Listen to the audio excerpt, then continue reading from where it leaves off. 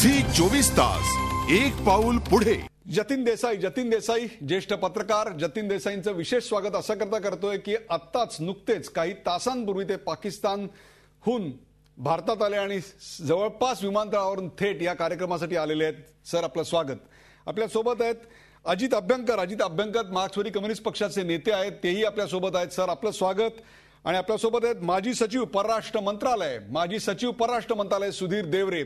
या तिघांचं स्वागत. आपण चर्चा करणार आहोत धोरण राष्ट्रीय की प्रादेशिक. प्रथम पाहूया या विषयावरचा एक रिपोर्ट.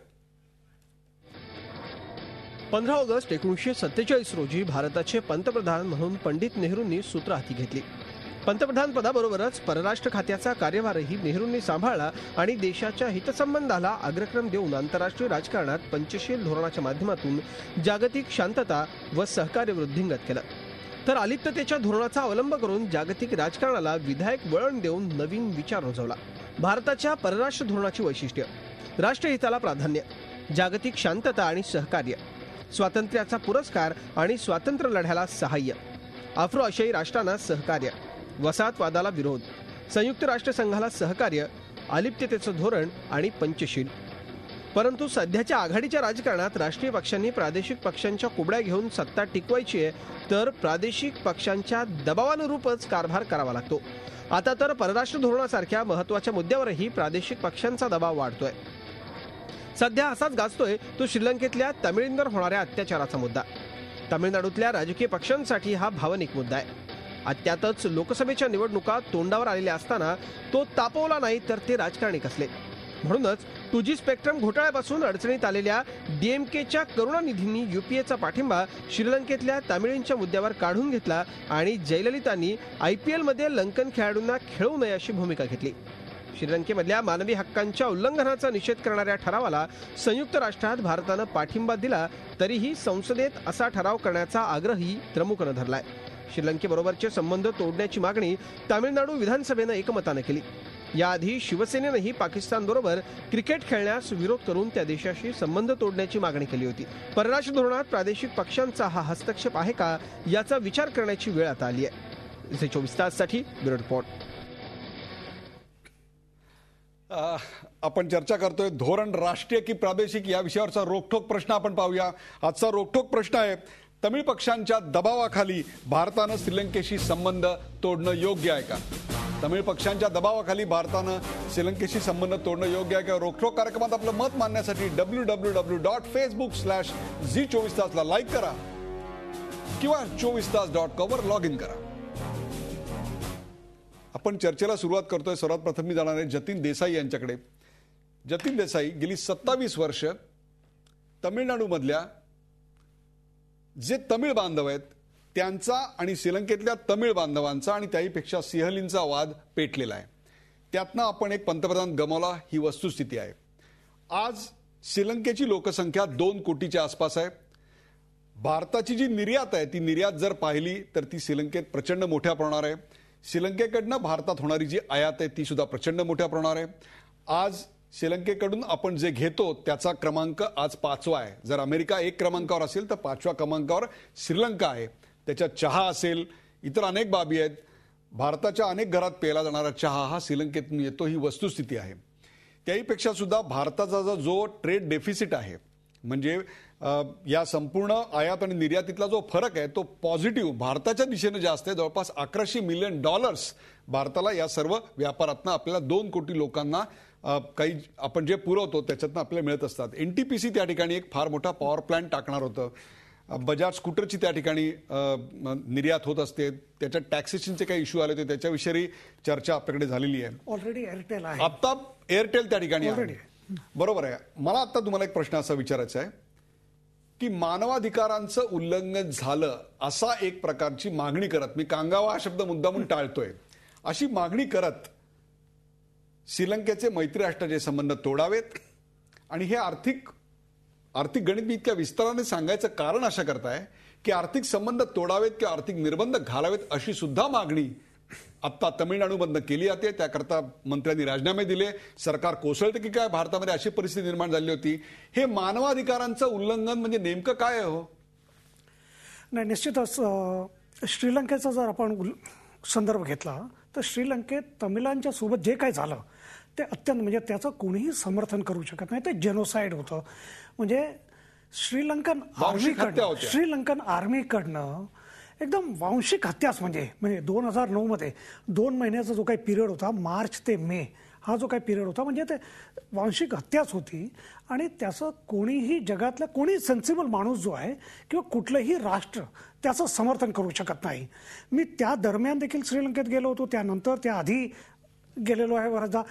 तिकडच्या ज्या काही त्या काळातल्या LTTच्या लोकांशी देखील भेटलेलो, बोललेलो.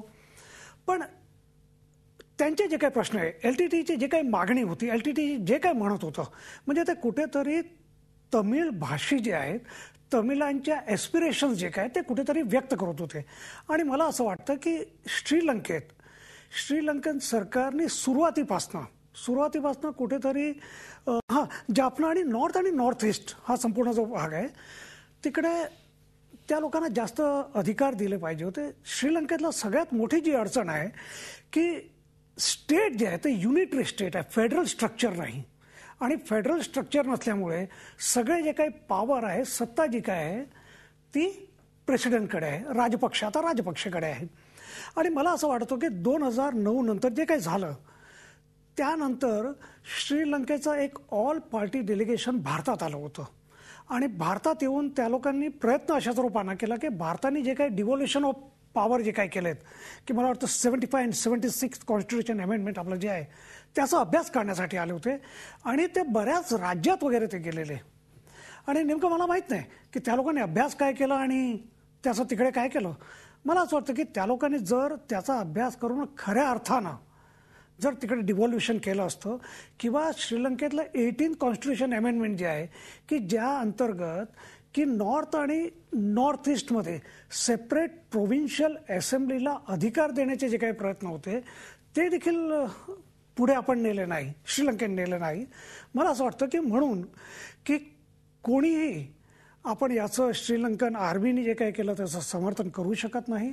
परंतु त्याच सोबत म्हणजे कुठलंही म्हणजे त्या ठिकाणी तर हजारो लोकांना मारलं.